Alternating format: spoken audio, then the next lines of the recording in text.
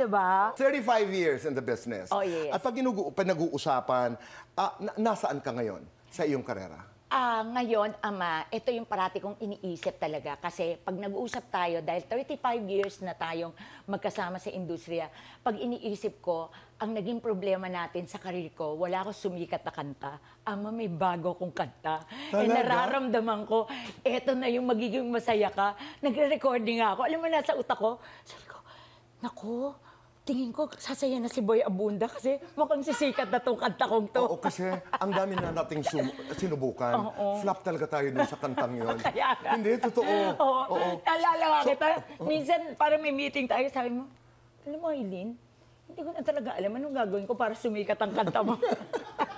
Hindi, may nasabi pa ako noon. Paano ba? Pwede bang bilhin ko na lang lahat ito? Lahat ng mga kaibigan ko, bibentahan ko.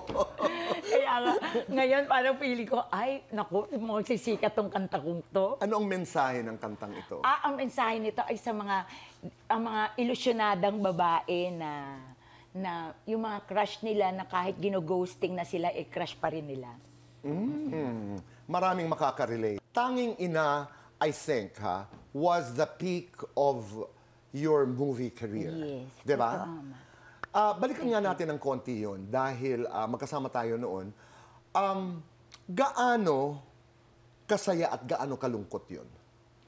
To be on that level. Napakasaya kasi maraming nangyari sa buhay ko and marami akong natulungan, maraming nagbago sa buhay ko. Malungkot kasi totoo yung kasabihan, it's lonely at the top. Totoo yun, Ama, noong mga panahon na yun.